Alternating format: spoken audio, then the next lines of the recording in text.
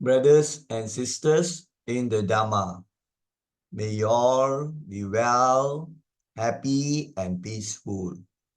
We are going to have a presentation pertaining to the defilement of ego. The title I put is Ego, the foe to conquer. Ego, the enemy to put down, or to hapuskana, you can say, or to eradicate, right? And it is a very, very big problem, the ego. Now, when we say ego, most of you would think of pride, conceit, arrogance. Actually, in ordinary understanding, people consider ego as an inflated seeking of pride, superiority, or inflated feeling, the feeling of self-pride, self-importance, superiority. But we also connect it with qualities like arrogance, pride, conceit. So these are the common things that people associate with ego. Now, in terms of Buddhism, ego actually refers to the self, an illusion, right? You see an illusion, a delusion. There is no self actually. So this is the Buddhist understanding. And in this presentation, we will concentrate more on the Buddhist idea of the self as a cause of so many problems or much suffering, and it is the defilement that we have to conquer, this delusion of a self inside us, right? A false sense of self. So this is to explain this thing about the ego. So you hear of people saying, he's a very egoistic person, he's full of ego, and that is not a good connotation, right? It's not really a compliment. And the person who has inflated ego, so you find he has a lot of negative qualities in the character and will face with a lot of problems, as this presentation would show. And then also we have to take steps to eradicate or to bring down the ego. And sometimes, you think of the opposite of ego would be humility. You say he's an egoistic person, whereas on the other hand, you say he's a very humble person. Being humble and being having the quality of humility is good, isn't it? But to be egoistic is not a good thing. Now, this presentation has the text in English and Chinese. The Chinese was done using Google Translate. And the narration will be in English, right? So this is of a higher level. So it is addressed mostly to adults or even youths, and not to the children. They will find it difficult. So this is the topic: ego, the foe or the enemy to conquer. Now let us show the slideshow from the beginning.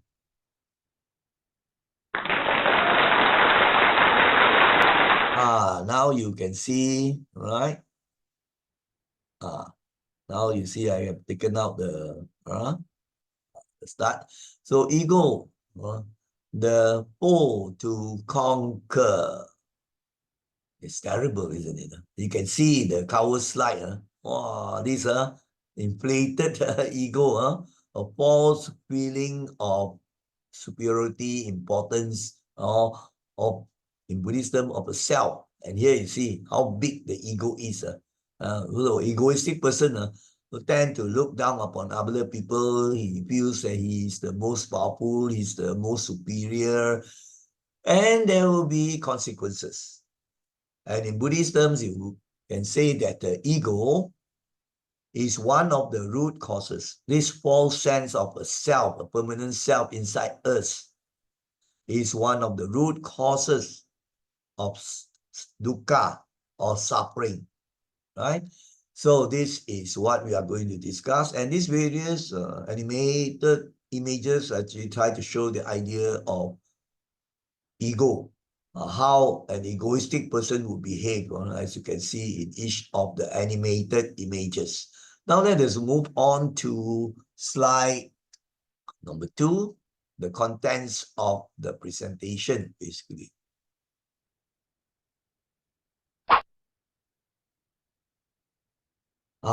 So now let us firstly read the text, and then I will comment or explain a bit. Your ego is one of the most formidable enemies that often stands in the way of your success and fulfillment. Yes, this delusion, or you can say illusion, right, of a self inside us, I, me, my, mine. And this is actually one of the most powerful, formidable, one of the frightening, terrifying, dreadful, threatening enemies that often stands in the way of your success and fulfillment.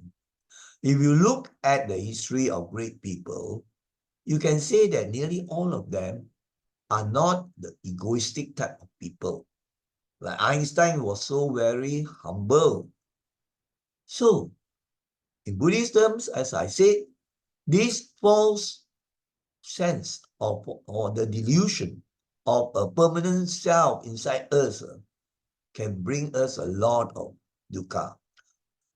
Now, in the worldly sense, if you want to be successful and fulfill, right, in whatever you do, to be successful in your life, to be peaceful, happy, to be successful in your career, in your business, in whatever that you do, the ego is an enemy, and you will not have the fulfillment.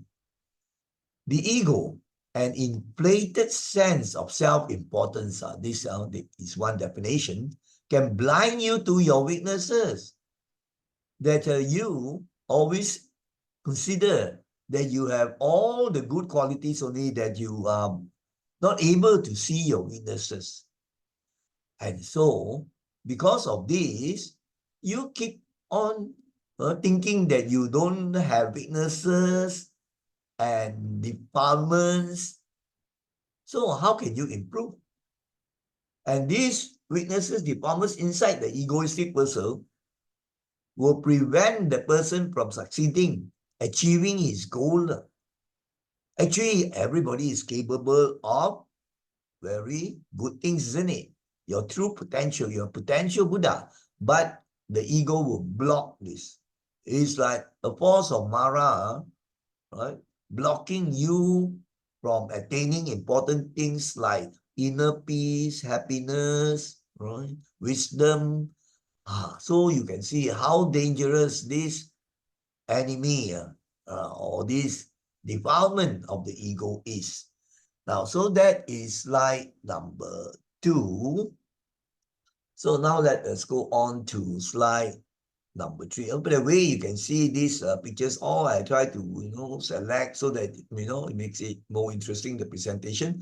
And here you see this person is in a dangerous position. He is going to face with pain and suffering, right? So somebody is trying to help him, but you see the ego is so big. He's a great enemy, so he thinks he's too big to be helped by this ninkampu or what.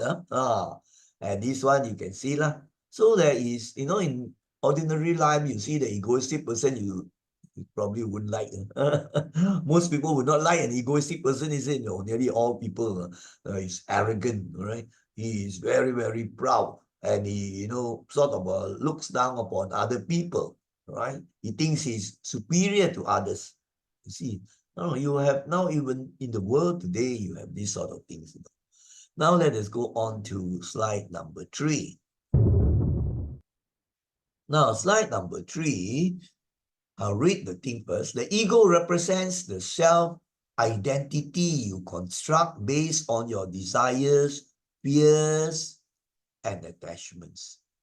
So this ego is not a natural quality inside us, just like all of us, of course, have a body and a mind.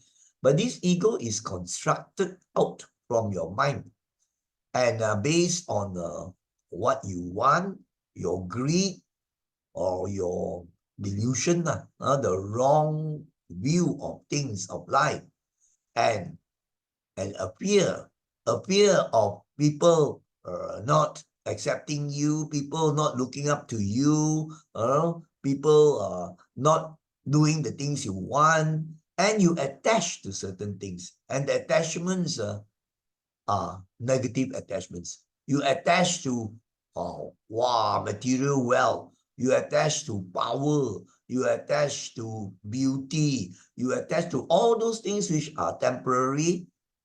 And now, inside your mind, you create this thing of the ego, right? That the false sense of a me, I, that you want to satisfy, right? So you would behave using your speech or your bodily deeds and also your thinking to protect this thing that you consider permanent, a reality, the I, the self inside us. So this actually will generate a lot of problems, you see. So the Buddhist sense is very, very subtle, and you practice, you will find the truth of it. So this delusion of a self, it creates a separation between yourself and others, right? So there is this feeling inside you, oh, I am better, right?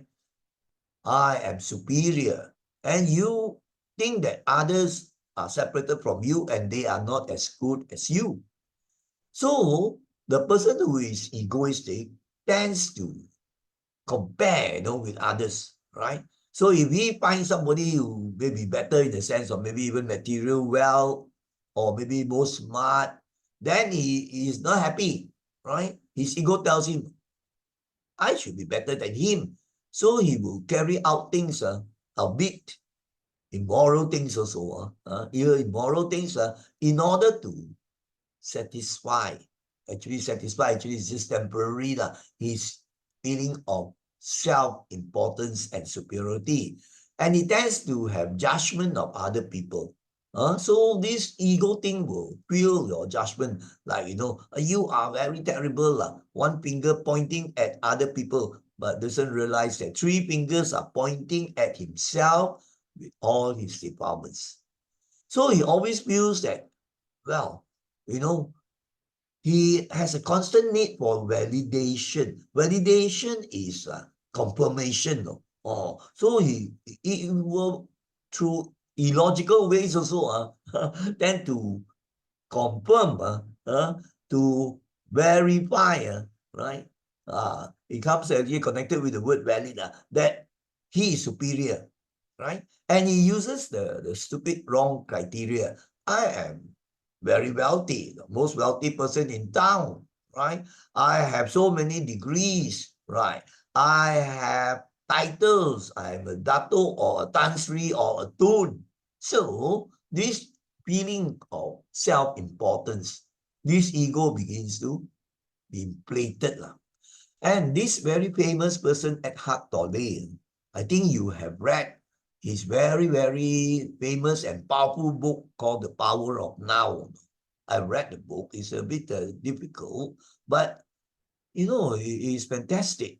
Right? You can say, a really great spiritual book. And some consider Eckhart Tolle is enlightened.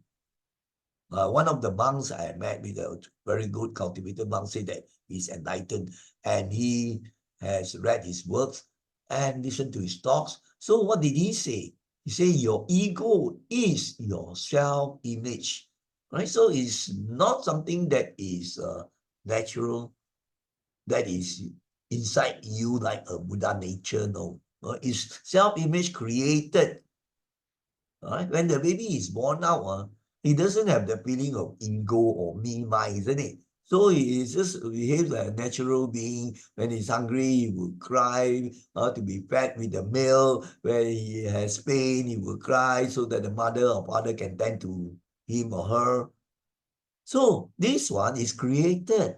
And you find that as the baby grows up, his sense of self is being created, right? Through various factors, through the environment, through his education. Then, a name is given to him. So now he thinks that this is my thing, right? I want this. I would like to have this. So you find that this self-image, the feeling, actually it's a deluded feeling, not true, begins to grow and grow. All right. So it's only through actually the Dharma practice that you'll be able to cut that ego, right? That ego. And then you go to a realization of what we call non-self or anatta. And you can see the profound changes that will take place in your mind, in your character, your conduct, and so on. So this will, you try to keep this false image, right, of yourself. The superiority feeling is just an inflated feeling of pride, of self-importance. It's a false sense of self, and that is a root cause of dukkha. Link up with craving, wanting this, wanting that, to satisfy this false sense of a me, a my, an I inside you, false sense. So you find these the subjects are a bit abstract, and you have to consider and reflect. So now let us move on to number 4. Now let us see what number 4 says. When your ego takes control, you become resistant to feedback and constructive criticism. When your ego takes control of you, you become a control freak. You want to have the power, though, to control things, the power of control over other people. You want things to happen according to what you want, but there's actually no you, no I, no me, see? So then you are sort of blinded to the things that you should learn and develop in order to grow in wisdom and to see the things as they truly are. So you are, very resistant to feedback and constructive criticism. Because of that ego defilement. So you don't want to listen to what people say. You don't want to listen to suggestions. You don't want to learn other things that will help you to grow in wisdom and peace of mind also. So egoistic people, right, don't want to listen to others. As there is this what we call it sarcastic thing, right? That this Mr. Tai Yet is a Hokkien pun for proud Mr. Tai Yet doesn't know one. He only listens. Mr. Tai Yet only listens when he's speaking. As there was this joke. The manager of a company or a corporation, very, very egoistic. He only thinks that he knows the best of all the people. So when he has a meeting with his staff and so on, now he will just put on the show and say, okay, I will listen to all of you, right? And each of you can give your feedback, your criticism, and so on. But actually, he's not listening at all, right? So when everybody has spoken, then when his turn comes, he say, now it's my turn to give the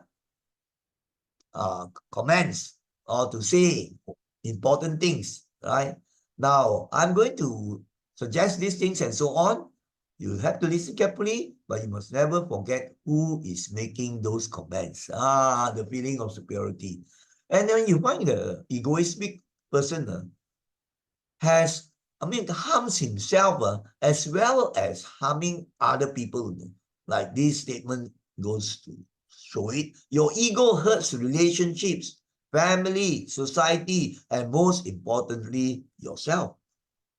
Now, you see that let's say you are in a working company or in the family or in school or whatever, if you are, your ego is very, very big. Unless, I'm going to switch between the Buddhist idea of non-self and the ordinary way. Where there's a connection, the ordinary things of a person with the inflated feeling of superiority and so on. This actually is connected also with the Buddhist way, that there is this delusion of a self, you see. So it hurts relationships. I remember I had one student, he was very smart, intelligent, top student, but his ego was very, very big, And, given a piece of homework, he would finish very, very fast. Like problems to solve in chemistry, I taught chemistry those years. And then after that, he would go around the class and say, ini tak tahu buat ah, bodoh lah, everything, So you find that ego in him, I, me, mine, superior, right? Reflected out in the speech and in the actions and in the thinking. So because of that, so he has problems of relationship with the classmates and even with the teachers. And same thing happens when you have a family member who is very egoistic. He decides all things and he doesn't want to listen to his wife or the husband, or she doesn't want to listen to the words of the husband. She is the master, the big boss, decides on everything. The ego is very, very big. And in society also, you find that people who are full of ego, very big departments, will commit sometimes deeds which are terrible and unwholesome.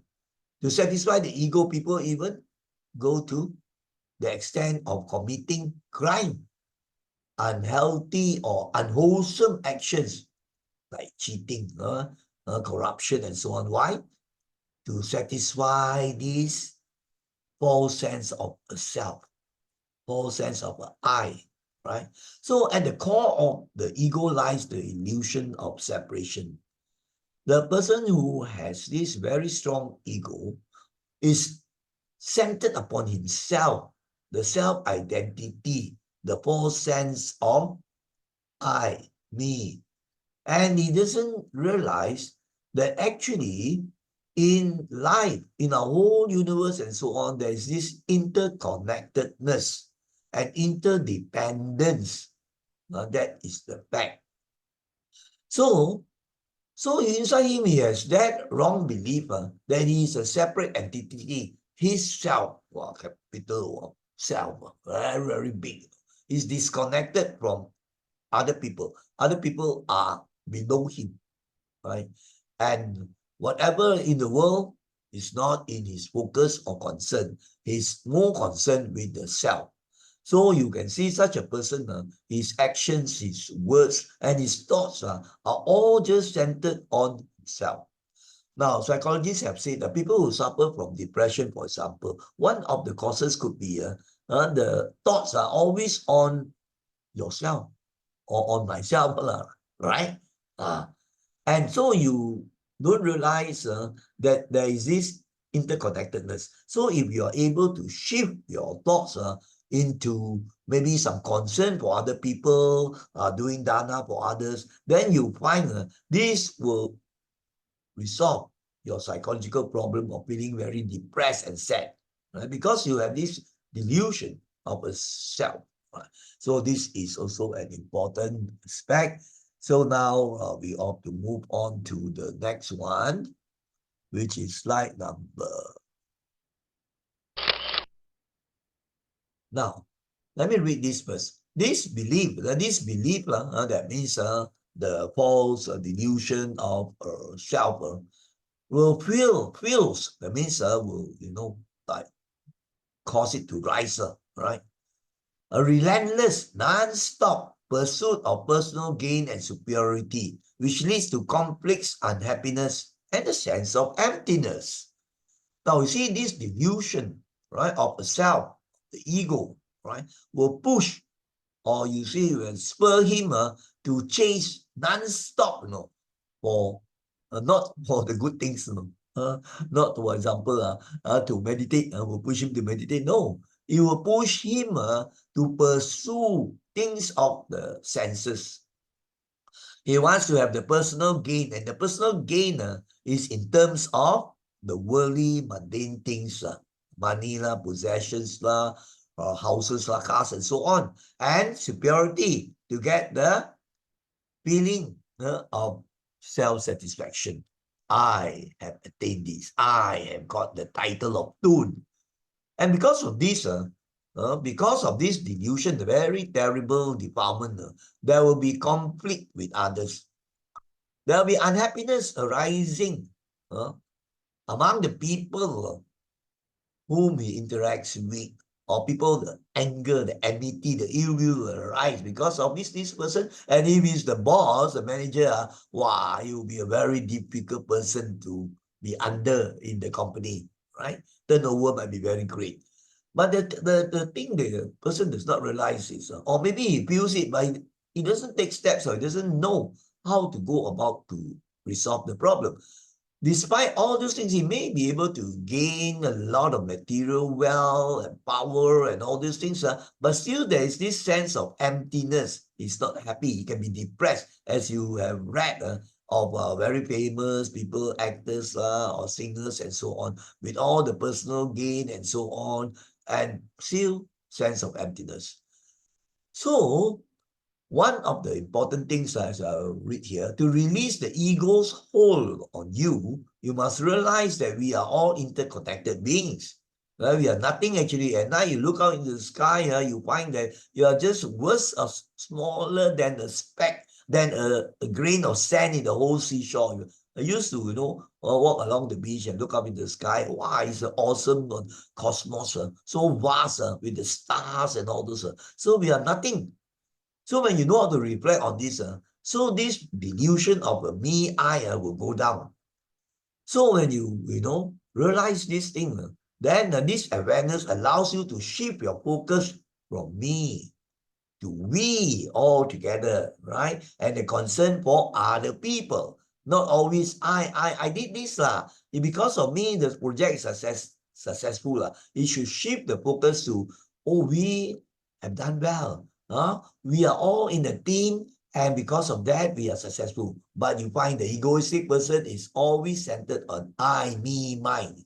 So my friend, to cultivate a sense of interconnectedness in your daily life, you must do certain things. And one very important thing is acts of kindness to other beings, people as well as animals, and being kind to whatever is around you, including your environment. So this will shift the focus of me, my, I into the outside others, right? So that is a very important thing. Now, this one I put in this very good picture to reflect, as you look up into the clear sky of the stars and so on. Now let us go on to number 6. Now, volunteer your time. This is a suggestion which is very important, very good to reduce or to lessen the ego. Volunteer your time or offer a listening ear to someone in need by extending yourself beyond your ego's boundaries. Just now I already mentioned, right? To shift the focus from always wanting to just satisfy yourself, your ego, but now you extend yourself now, right, to others, especially, or voluntary work in charity, welfare, or in Buddhist terms, you say, do more dana. Dana is giving, charity, generosity. So when you do that, you find your mind will experience a state that is peaceful and quite different. And this will begin to cut your ego, you see. So you will discover the joy of connection. You will discover the joy of giving, of helping, of service to others in need. And then now, the delusion or illusion of separation of you with the rest of the universe, with the other people, now it will begin to dissolve all.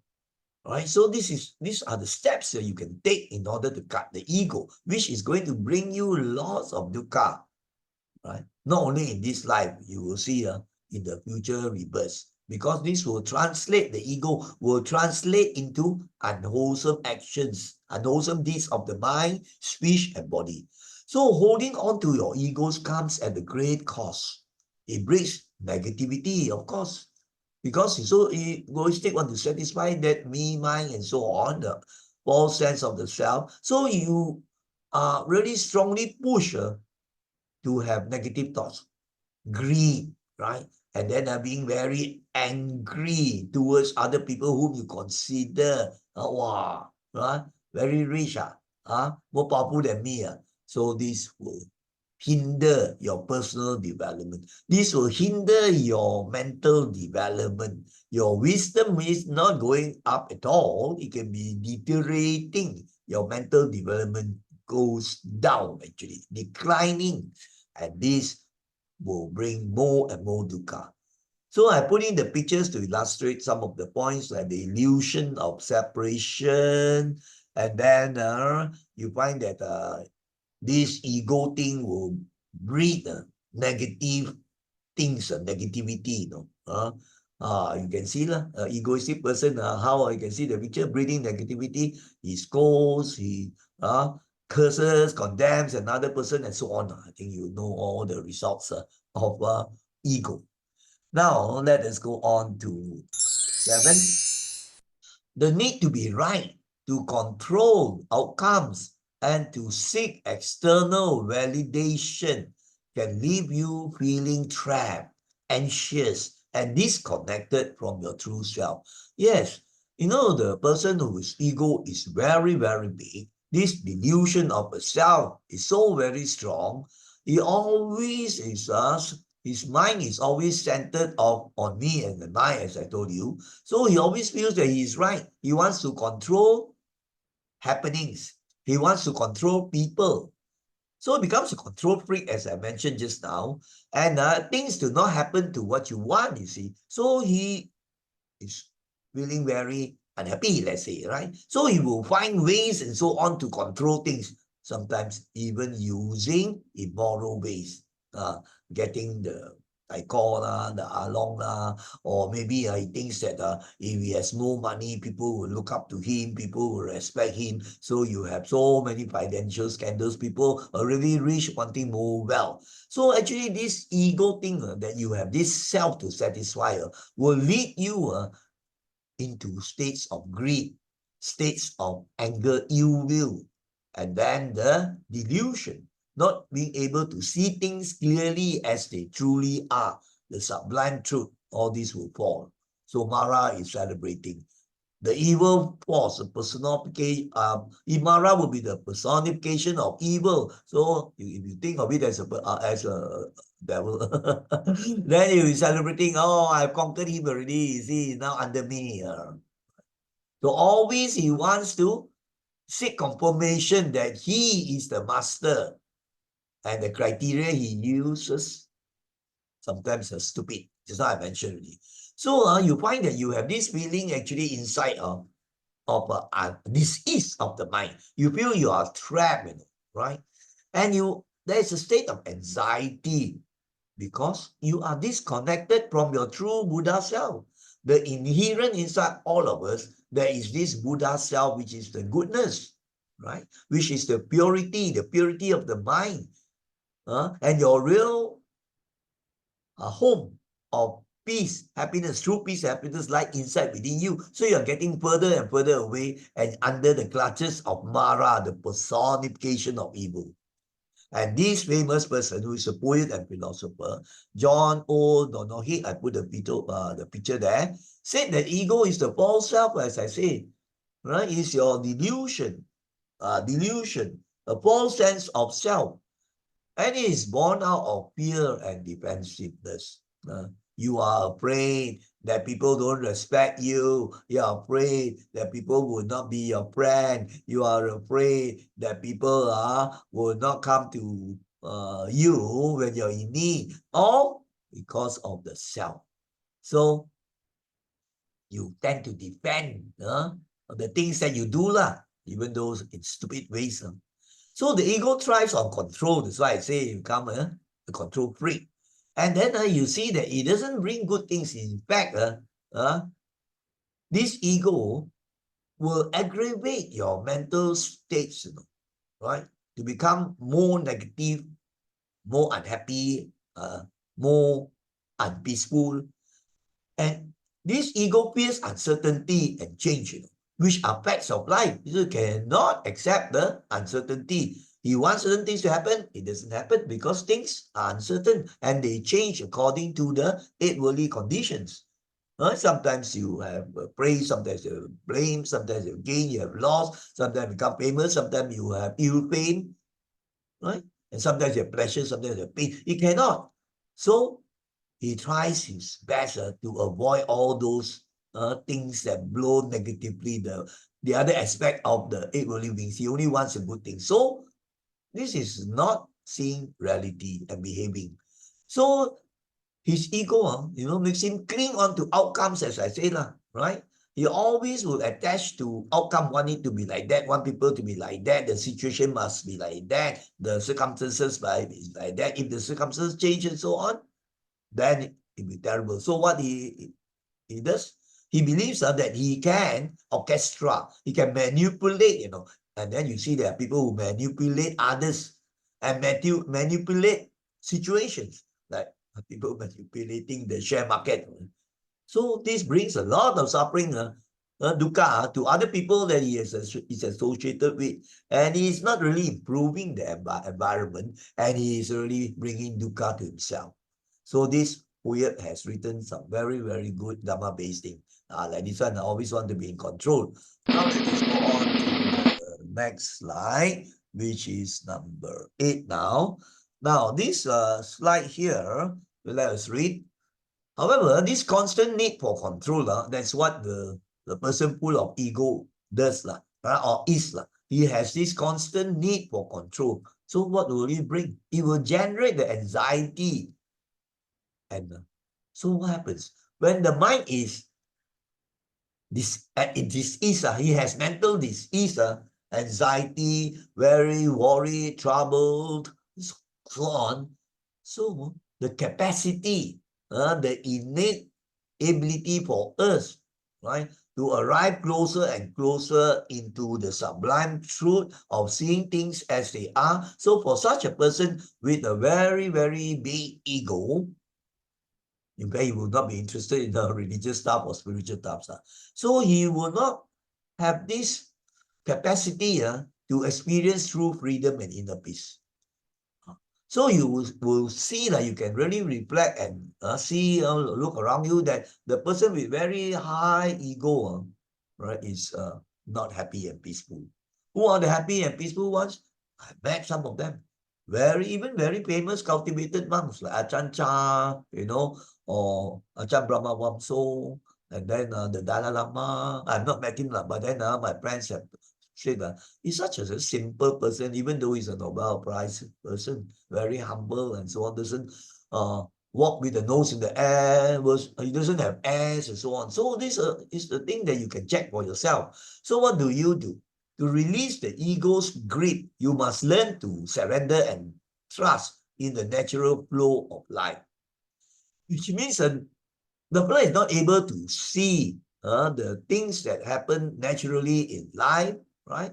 And he thinks that he must control all things, including things that happen in nature. So he must see that there is a surrendering of, maybe like say, the force of nature. Like for Muslims, they surrender to their Allah, right? And they feel more peaceful, right? Well, that is their way, right? So we also, similarly, Buddhists also will have this feeling of letting go, we call it, the letting go and surrendering, and the trust in the natural laws of flow. The laws of nature will flow on. Of course, in Buddhism, we don't, let's say, pray to Almighty Creator God and surrender to Him, leave everything. Well, theistic religions, they have that, and it's fine if they have the belief and it does them good and he has changed into a better person. Who are we to judge that his method is wrong, you see? So I don't have that idea, that sort of thing. But the Buddhist way is like this, you see, right? You begin to let go of the things which are impermanent, and the things that you cling on to because of the ego self. So you can take this analogy, which is quite good. Imagine you being caught in the turbulent river, and that turbulent river is a world where you have a lot of problems and dukkha, and you with your ego is feeling terrible, right? Terrible. So you are like desperately trying to swim against the current. That is the natural flow of the river, right? So you are trying to swim against the current. What happens? You find you struggle and there's pain in your physical body, your mind is upset, it's so difficult because you are trying to swim against the current. You want better things and so on, right? You can't help. Well, when there's turbulence in the river or the storm and so on, as there is one very beautiful saying said, you can't prevent the storm that happens in nature and so on. But now you know how to learn how to dance in the storm to cope with the uh, negativity. So exhausted and overwhelmed, you finally surrender to the river's force and just allow it to carry you, right? Follow the stream and so on. So if that's the case now, then you begin to feel like a burden is getting off you already. I have already posted one very interesting story of the oak and the reed. You can say the oak and the bamboo plant, right? Right? The oak, wow, full of ego things, thinking that he is so mighty, right? Very strong, cannot be shaken and so on. Whereas, the reed, or you can say like the lalang type of plant, or maybe a bamboo plant. So they are very soft and, gentle. So when the wind blows, it will just sway and so on. So one day, so there was this big wind coming, and the oak, wow, he tries to resist, You think he's very powerful, the ego is so strong there. So what happens? The strong winds of the storm just topples the blood over, the blood falls down. Where's the plant or the lalang, or you can say bamboo or the reeds just beside him, and then they are along the river bank. So he look and say, hey, so big storm and yet you are so peaceful. Then the reed or the bamboo plant say that, and that's because you are thinking that you are very strong and mighty. Then you fall down. But I just go with the natural force, the natural ways, right? Adapt. It's a beautiful story which I like. You can refer to the presentation of this story. I've done it before.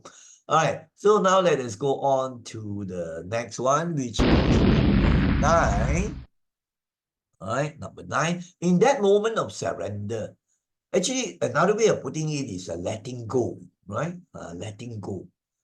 You let go of your delusion of a self. You let go of those things that you cling on to, especially the material things that are so transient and impermanent, right? You let go of those things which are going to cause you harm. You become very humble like that. You let go of your anger, your ill will towards other people, your feelings of revenge. All those actually will be surrender, right? But it's a positive thing. You are putting down the burdens. So you experience a profound, a very deep sense of relief and trust that it works. You see, if you are trying to fight it, trying to use all ways, including the immoral ways, to think that you can overcome these things that befall you, then you are sadly mistaken. Right. So the analogy goes on to say the river becomes your friend rather than your enemy, adversary.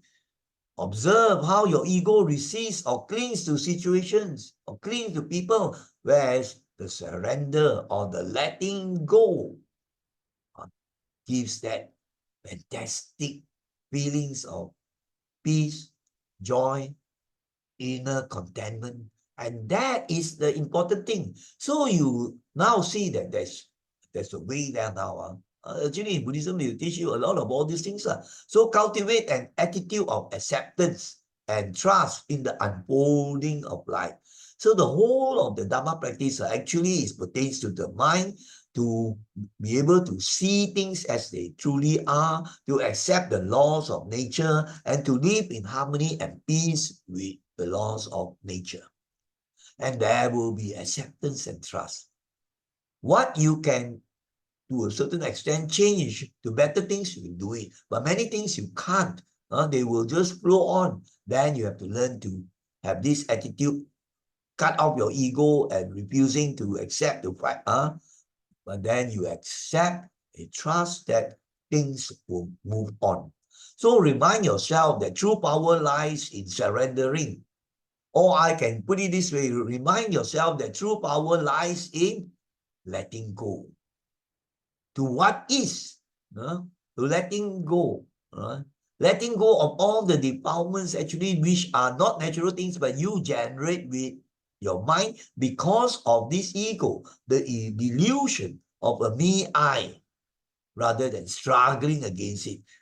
And it can be so strong, this struggle, that the evil ways are used, like, people who have been corrupted, people who kill, murder, who rob, all those things.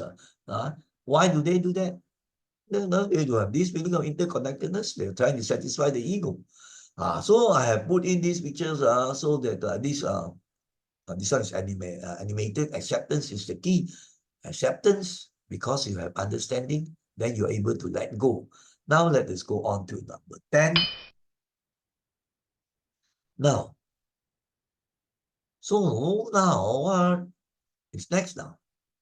Attachment is a key mechanism through which the ego seeks security and validation. Yes. In fact, in the teachings of the Dhamma, very important thing. There will be dukkha, right? As long as you are in samsara, there will be times of pain, grief, sorrow, misery, ups and downs of life. So, the root cause, right? So in the Dhamma teachings, the root cause is craving and attachment.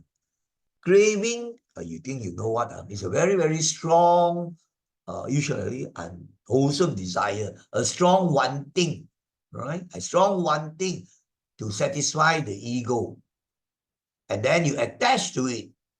And this is the root cause of dukkha, suffering. I like this. Somebody told me so many years ago. I don't think it's in the Buddhist scriptures, but I feel that it's fantastic Dhamma.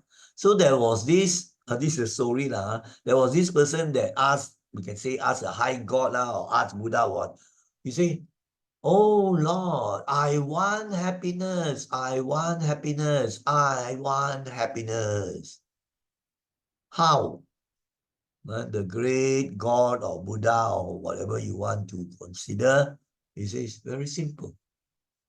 I want happiness, a three-word thing. You just cut off the I, you cut off the one. Cut off the I is actually cutting off the ego. The false sense there is a person or there is a permanent self. You want that. So you cut off this one. Cut off the ego, I. And then cut off the one. One is your craving, your unwholesome desire and your attachment. Then what is left? I want happiness, cut off I, cut off one. You are left with just happiness. That's all. Beautiful Dhamma teaching, So, attachment is a key mechanism. So, you have to be very careful. You're always wanting security. Actually, you will get a false security, not the true safety or refuge that you get when you are along the right track, right? Of developing your mind in the right way. And you are seeking confirmation and so on, right? But you are using wrong criteria and so on. Right? So you attach to people, possessions, and identities. These fellas must do like that. They must respect me. You have this sort of attachment because of I, me, and mine. Then you attach to your possessions. These possessions, so important, I must multiply them. Then people will respect me, will look up to me. Or maybe with the titles, I have to get more titles, I have to get more degrees. falsely believing that they define your word. Actually, it comes down to the I. Oh, I have all these things, but the person doesn't, the egoistic person doesn't realize that all these things are impermanent and not the true wealth. They do not belong to you. When you die, you can't even take the body with you, right? So they have this false belief that this define his word and provide lasting happiness. That is real delusion. How can this give you the lasting happiness when they are not really yours? They can go anytime, you can die anytime. So you find this attachment, and because traced to the ego, change you, you can see the picture, change you to a perpetual cycle of longing and disappointment. You long for these things, then you chase for all those things in all sorts of ways. Finally, you get disappointed. So to find true inner peace, you must release the attachment. In fact, two things that it's connected lah. The craving and the attachment. So if you know, eradicate the craving for these impermanent material things, if you crave for nibbana, or attached to nibbana, that is okay. Or attached to the jhanas, the deep mental states that will lead you to freedom, that is okay. But this one, the attachment usually all those mundane negative things. And then embrace that you have to see and then accept that impermanence in life, impermanence of life is a fact. It's a truth. It's a truth. Nothing is permanent except in the Buddhist teaching is Nibbana. So this is a very, very important message. Now let us go on to number 11. Everything in this world is subject to change. Yeah, as somebody said, the only constant is change. The only certainty is uncertainty. You can see the picture. I like this picture, very beautiful. When you reflect on the things in nature, then you can see the Dharma better and better. Just as the seasons change, you know the season, especially maybe in Malaysia, you don't see that clearly lah. Let's say you go to countries where you have the 4 seasons, right? So when you have winter, it does not last. Then after that will come autumn, and then after that you go to winter. But then you can say, "Oh, so terrible, winter is here." That's the way things are.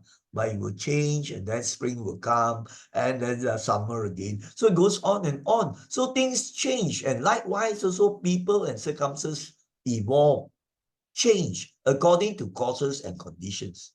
So if you are resisting because you want to please your ego, you are resisting all these natural things, this will only lead to suffering. You are resisting the reality of things. And then, as I say, the root cause, you cling to attachments. All right, so you have the attachments, the clinging, the wrong things, the material possessions which are impermanent, are going to go be separated from you anytime, and likewise relationships or even your self-image. You know, certain things happen, and then you find out, wow, your mind karang kabut already. You think of yourself this way, think yourself. Whereas the actual fact is there's no I, no me. All right, you live like a flux of life, everything, and the mind is very peaceful, especially living in the moment. As I think one slide will show it. You set yourself up for disappointment and heartache because these attachments inevitably shift or fade away. The things that you attach to, they cannot remain permanent with you and in accordance with what you wish, everything. They will change, they will alter, and they will shift and eventually fade away from you. So you see, I'm giving you a lot of these Dharma points. It's quite difficult to express, right? But I hope that you have some idea. You have to put it into practice and reflect, do reflection, contemplation, and meditation. So all these pictures you can see, all these have meaning. These are the fact of change and impermanence.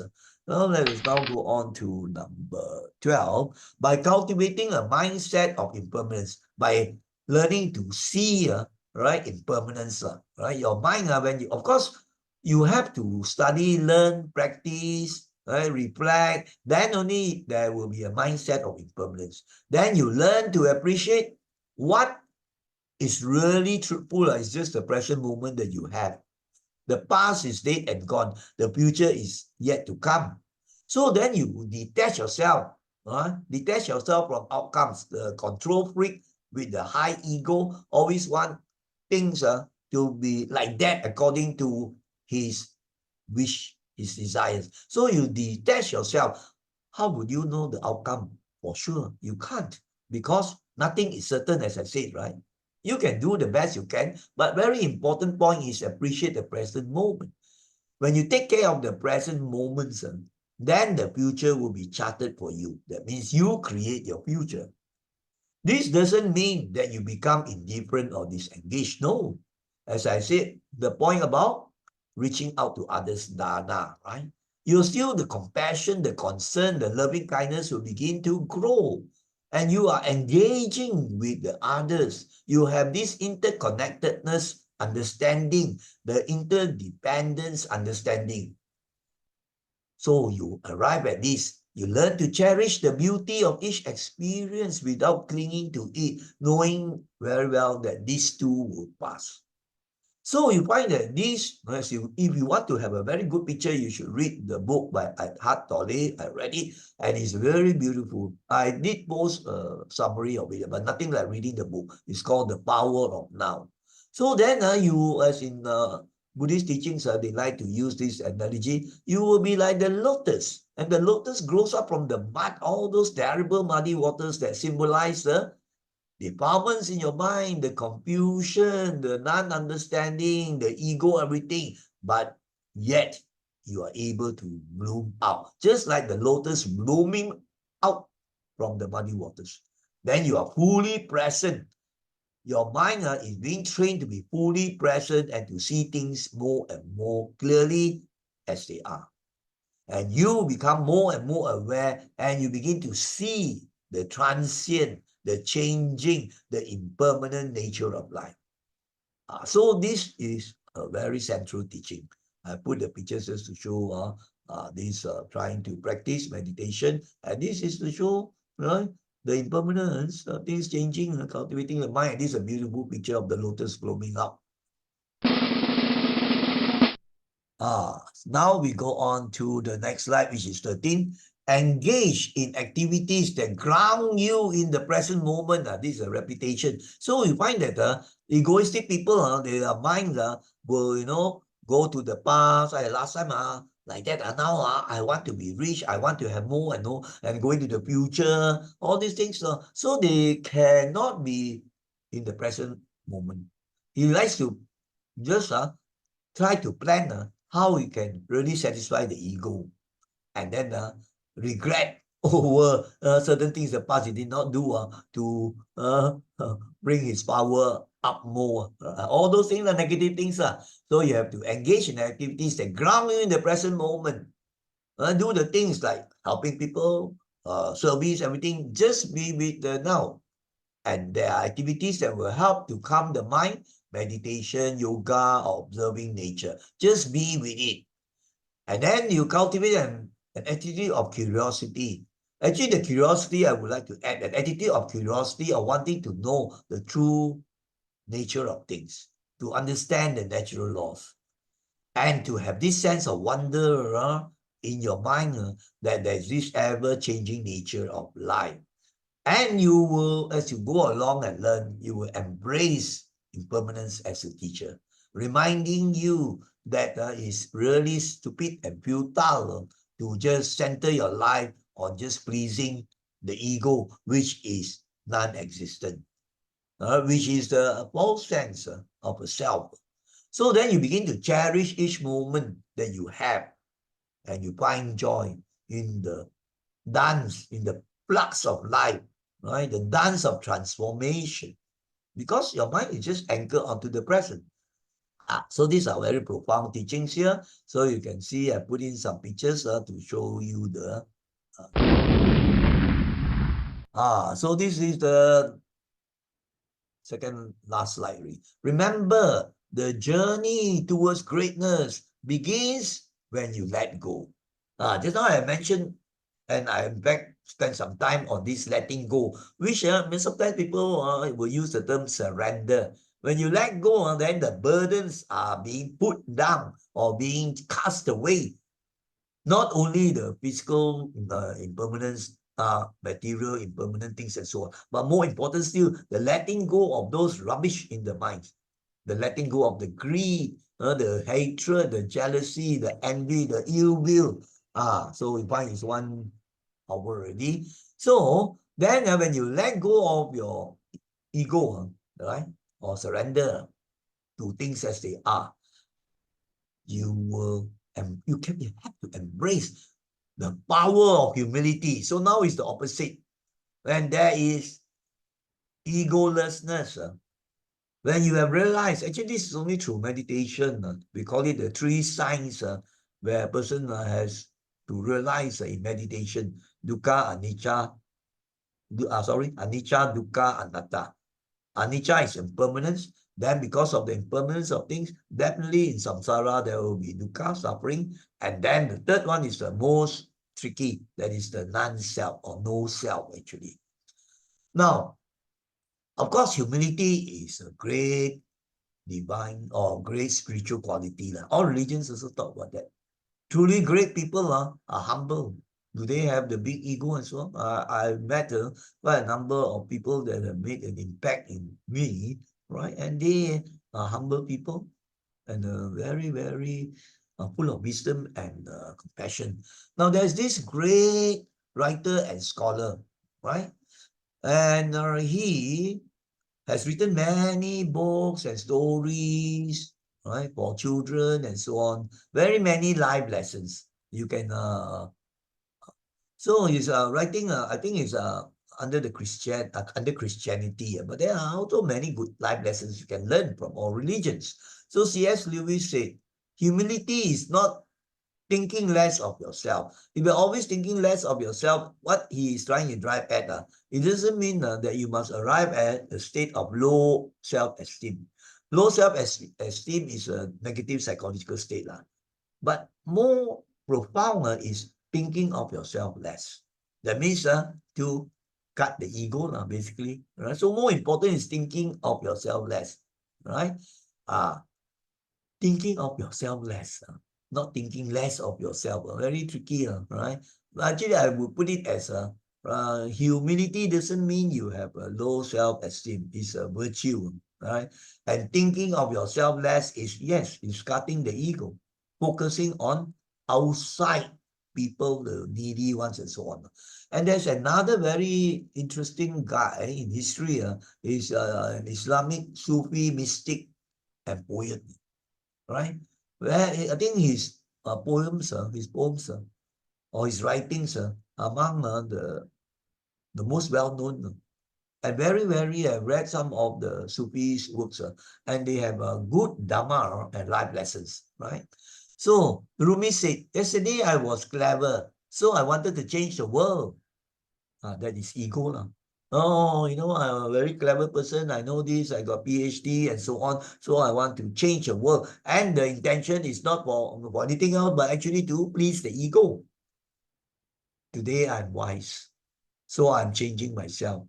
Because now he realizes all the impediments. He realizes all the defilements in him, right? Like greed, hatred, delusion, this ego, everything. So he is taking steps to change himself, to get rid of these devils, to go towards non-self.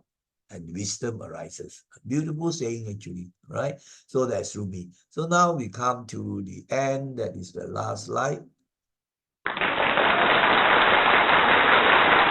I just put this reminder. This is a very, very important thing in the Dhamma teachings. The delusion of and clinging to a self or ego, which I have mentioned many times just now, will lead one to much dukkha or suffering in life's flow. I have emphasized so much.